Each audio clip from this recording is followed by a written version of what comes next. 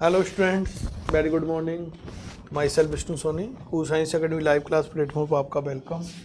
But हम लोगों ने लेसन फर्स्ट आपके कंप्लीट कर लिया था। आज हम लोग स्टार्ट कर रहे हैं आप लोगों के lesson second. Lesson first the living bird finish हो गया। सेकंड लेसन जो आपके हैं बायोलॉजिकल क्लासिफिकेशन।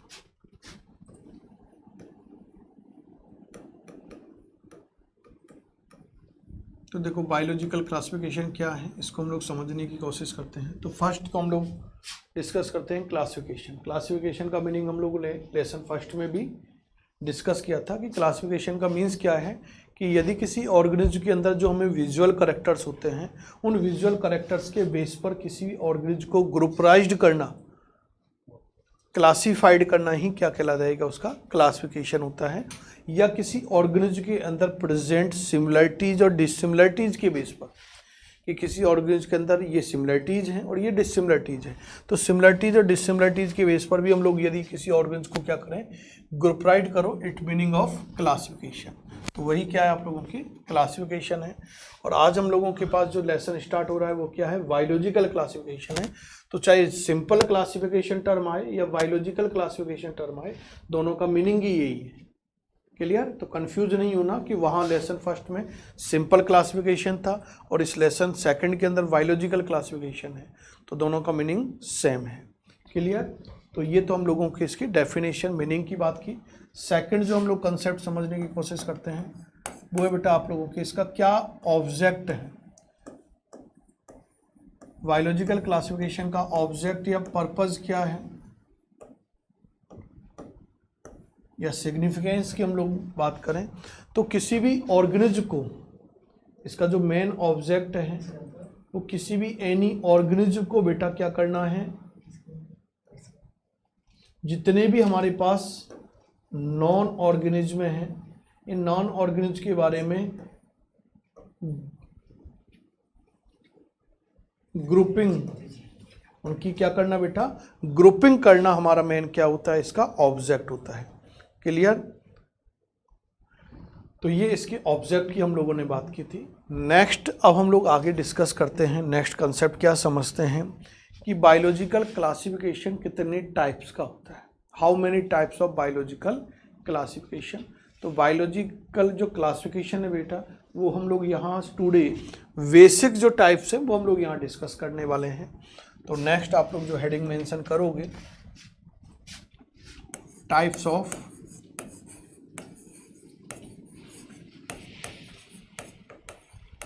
बायोलॉजिकल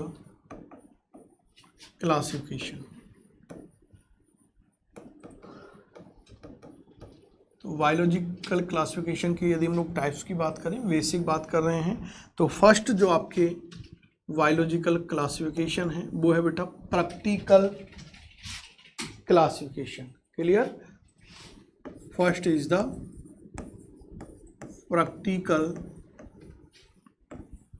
क्लासिफिकेशन और biological classification.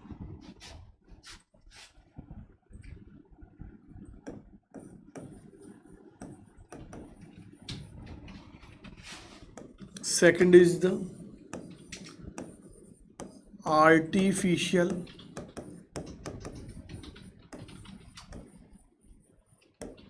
Classification. Third is the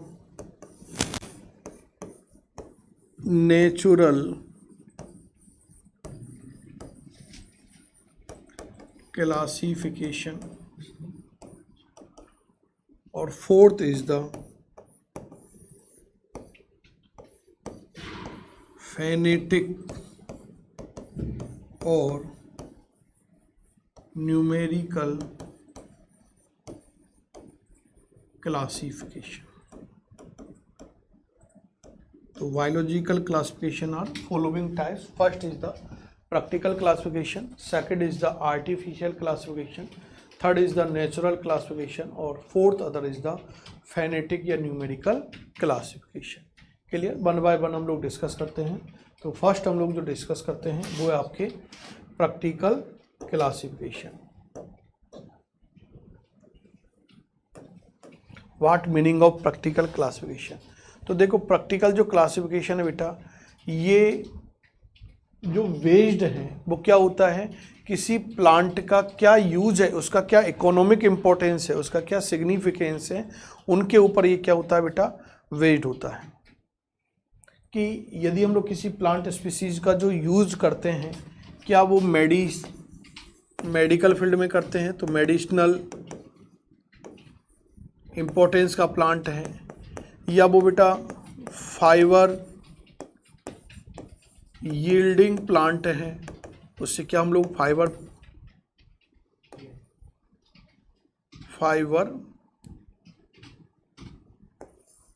produce करते हैं, क्या उससे हम लोग ऑयल ऑब्टेन करते हैं तो ऑयल यील्डिंग प्लांट्स हैं, या फिर वो आप लोगों के बेटा सीरियल यील्डिंग प्लांट है, किस टाइप का प्लांट है। क्लियर? तो ये उसका प्रैक्टिकल क्लासिफिकेशन है। जिस सोर्स के लिए उस प्लांट स्पीसीज का यूज करता है, उसी के बेस पर उसे उस कैटेगरी के अंदर हम लोग क्या कर देते हैं, क्लासिफाइड कर देते हैं। तो this is the practical classification. Clear? तो in this type of classification plants are classified on the basis of economic importance, clear, और ह्यूमन यूज। इस क्लासिफिकेशन के अंदर प्लांट को हम लोग किसके बेस पर क्लासिफाइड करते हैं, on the basis of economic importance, कि उसका किस इकोनॉमिक सोर्स के लिए हम लोग यूज कर रहे हैं, या ह्यूमन यूज, ह्यूमन बीइंग उसका किस रीजन में या किस चीज़ को प्रोड्यूस करने में, ऑब्टेंड करने में, यील्ड करने में उसका यूज कर रहा है। क्लियर? जैसे just like medical yielding plant, fibre yielding plant, oil yielding plant है ना, टिम्बर यील्डिंग प्लांट, और भी चाहे तो टिम्बर यील्डिंग प्लांट।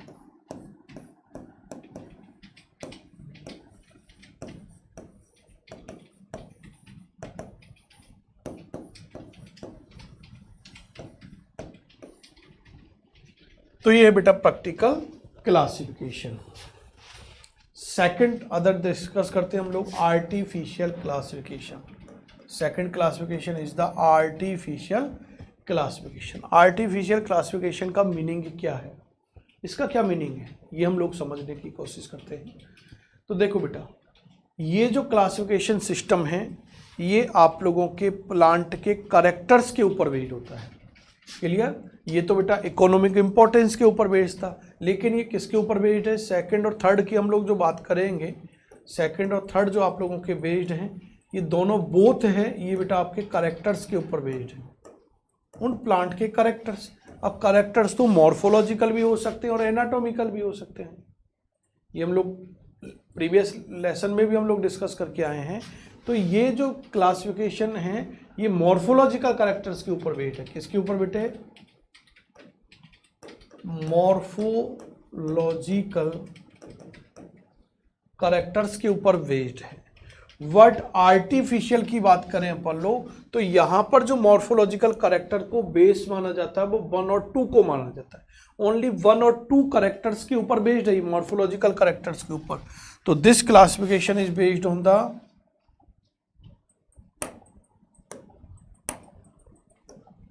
ओनली 1 और 2 morphological characters.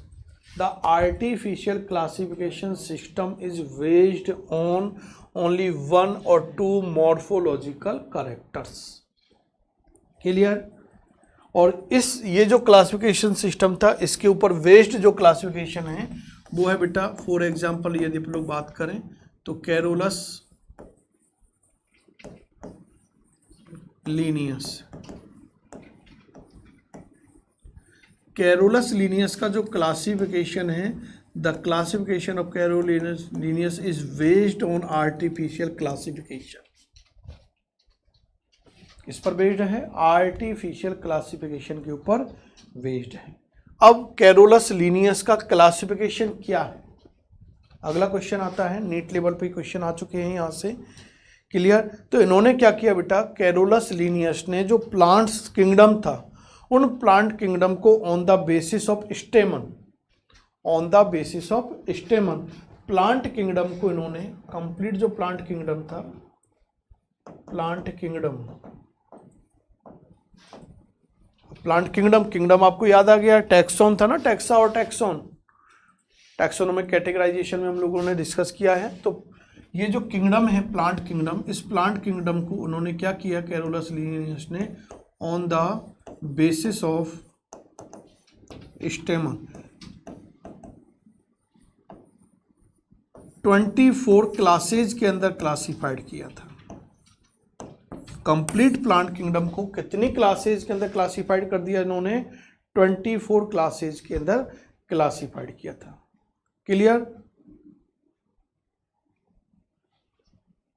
और इन्होंने 24 जो क्लासेज बनाई वो किस बुक में बनाई, तो वो थी बेटा आपके जेनेरा प्लांटेरम।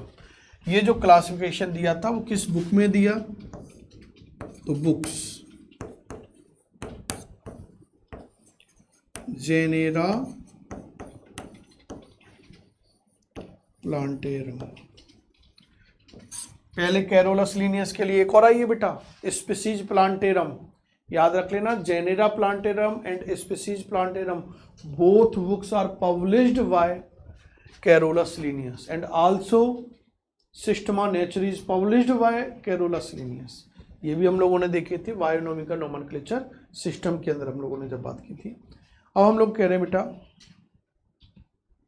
कि लीनियस डिवाइडेड, अब लीनियस आगे क्या करता है, जो 24 क्लासेज बनाई थी इनके अंदर क्या किया बेटा कि जो फेनेरोगेम्स थे, अब फेनेरोगेम्स का मीनिंग क्या होता है वो हम लोगों ने बेसिक में समझा था कि ऐसे प्लांट जिनके अंदर फ्लावर का ओरिजिन होता है, ऐसे प्लांट जिनमें क्या आते हैं आप लोगों के फ्लावर डेवलप होते हैं, उन प्लांट को फेनेरोगेम्स बोला गया है। और जिसमें जिम्नोस्पर्म और एंजियोस्पर्म प्लांट को क्या किया गया है, इंक्लूड किया गया था। तो Linnaeus divide phanerogams into 23 classes. Linnaeus ने फेनेरोगेम्स को कितनी क्लासेज के अंदर क्लासिफाइड किया था, 23 क्लासेज के अंदर क्लासिफाइड किया है। क्लियर? आगे हम लोग बात कर रहे हैं कि इन्होंने क्या किया था कि जो नंबर ऑफ स्टेमन है उनके बेस पर उन्होंने क्या कर दिया था, प्लांट किंगडम को क्लासिफाइड किया था, जिनमें एक इन्होंने जो क्लास बनाई थी वो बनाई थी बेटा मोनेंड्रिया, जिसमें सिंगल क्या प्रेजेंट होते हैं, स्टेमन। जिसमें सिंगल स्टेमन प्रेजेंट है इट इज़ द मोनेंड्रिया, जिसमें 2 प्रेजेंट होंगे उसे हम लोगों ने बोल दिया डायेंड्रिया। क्लियर? और जिसमें मैनी होंगे उनको बोल दिया आप लोगों के बेटा आइकोसेंड्रिया। तो ये आप लोगों की कैरोलस लिनियस का क्या था, क्लासिफिकेशन था। केवल आपको आउटलाइन याद रखनी है, क्वेश्चन जो पुटअप होता है नीट में वो यहीं से आपके आ जाएगा कि आर्टिफिशियल क्लासिफिकेशन का एग्जाम्पल क्या है, किसका क्लासिफिकेशन है, तो कैरोलस लिनियस का। ये आपको याद रखना है कि ये बेस्ड किस पर है, आर्टिफिशियल क्लासिफिकेशन के ऊपर बेस्ड है। सेकंड हम लोग बात कर रहे हैं कि आर्टिफिशियल क्लासिफिकेशन सिस्टम किन के ऊपर बेस्ड है, मॉर्फोलॉजिकल, एनाटॉमिकल, फिजियोलॉजिकल है ना, या इकोलॉजिकल, किन करेक्टर्स के ऊपर बेस्ड है, तो मॉर्फोलॉजिकल करेक्टर्स के ऊपर बेस्ड है। 1 या 2 या मेनी, तो याद रखना 1 और 2 करेक्ट मॉर्फोलॉजिकल करेक्टर्स के ऊपर बेस्ड है। कैरोलस लिनियस के क्लासिफिकेशन को कितनी क्लासेज के अंदर क्लासिफाइड किया था, तो कंप्लीट प्लांट किंगडम को on the basis of स्टेमन 24 classes के अंदर क्लासिफाइड किया। किस बुक में किया था, तो वो था आप लोगों के जेनेरा प्लांटेरम। तो ये आप लोगों को बेटा आर्टिफिशियल क्लासिफिकेशन सिस्टम होता है कंप्लीट। इसके आफ्टर हम लोग नेक्स्ट क्लासिफिकेशन सिस्टम डिस्कस करते हैं और वो आपके natural classification. Clear? Natural classification, तो यहाँ नेचुरल बात हो रही है और नेचुरल बात होती है तो नेचर तो हर को इक्वल मान के चलते हैं ना।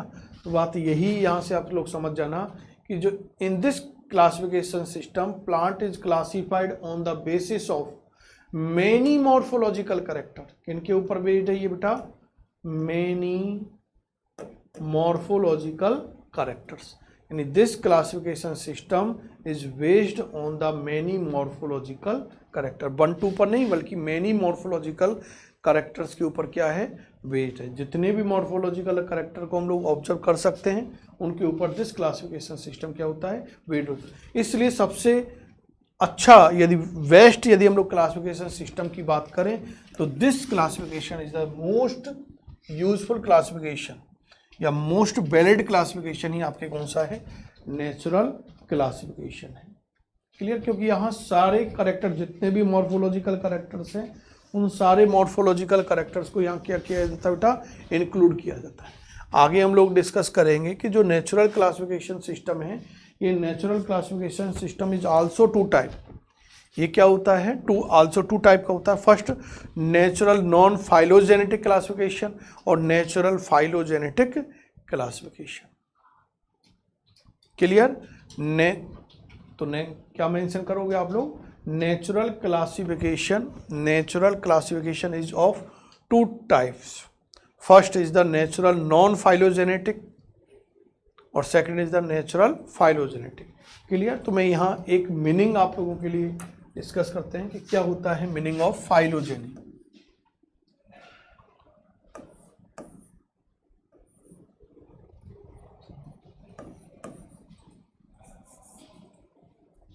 फाइलोजेनी का मीनिंग क्या होता है, याद है तो आपको एवोल्यूटरी ऑर्डर बताया था लेसन फर्स्ट के अंदर, फाइलोजेनी है ना। तो फाइलोजेनी को यदि आप लोग समझना चाहो तो एवोल्यूटरी या डेवलपिंग ऑर्डर बताया था। तो फाइलोजेनी का मीन्स ही यही है बेटा कि यदि हम लोग किसी ऑर्गेनिज्म को उसके डेवलपमेंट के ऑर्डर के ऊपर क्या करें, अरेंज करें, तो दिस इज फाइलोजेनी।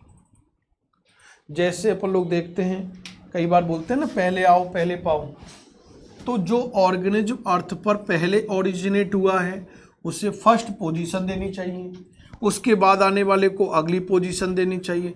तो वो पोजीशन,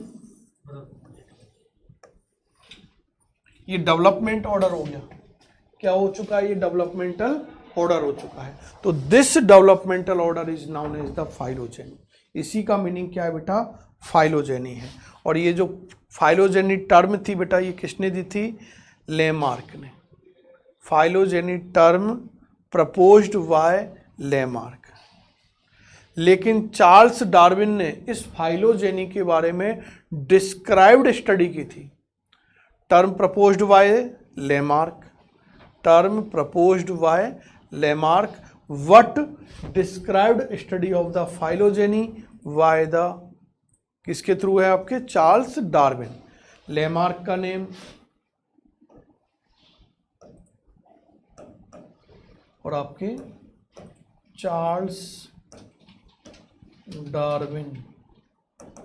तो लेमार्क और चार्ल्स डार्विन, इन दोनों के नेम आप लोगों ने खूब यूज किए होंगे बेटा, 9th-10th में भी यूज किए होंगे। लेमार्किज्म ना, डार्विज्म, ये आप लोगों ने डिस्कस किए होंगे ना एवोल्यूशन के अंदर। तो एवोल्यूशन में जब आप लोगों ने वहाँ मेंशन किए तो आपको याद आ जाना चाहिए फिर आपको, है ना, एवोल्यूशन। तो फाइलोजेनी क्या है बेटा, एवोल्यूटरी ऑर्डर है, ऑर्गेनिज्म का एवोल्यूटरी ऑर्डर है, डेवलपमेंट ऑर्डर है। तो फर्स्ट हम लोग बात कर रहे हैं नेचुरल नॉन फाइलोजेनेटिक। तो इसमें क्या होता है बेटा कि in this classification, natural non phylogenetic classification में क्या होगा, इन दिस क्लासिफिकेशन जो फाइलोजेनेटिक करेक्टर हैं, उस ऑर्गेनिज्म के जो फाइलोजेनेटिक करेक्टर हैं उनको उस क्लासिफिकेशन सिस्टम के अंदर इंक्लूड नहीं किया जाता। डेवलपिंग ऑर्डर को नहीं करेंगे, हाँ मेनी करेक्टर को तो यूज करें, लेकिन मेनी करेक्टर में भी एक डेवलपमेंट का ऑर्डर होता है, वो नहीं होता। तो इट मीनिंग ऑफ द क्या है, नेचुरल नॉन फाइलोजेनेटिक क्लासिफिकेशन। और नेचुरल फाइलोजेनेटिक क्लासिफिकेशन का मीनिंग क्या है कि इन दिस क्लासिफिकेशन क्या मेंशन किया जाता है बेटा, आप लोगों के जो नेचुरल करेक्टर है उनकी फाइलोजेनी को भी वहां पर यूज किया जाता है। क्लियर, तो इसके बाद का हम लोग मैटर नेक्स्ट क्लास में डिस्कस करेंगे। यहाँ तक एक बार आप लोग क्लियर करना। Thank you, good bye.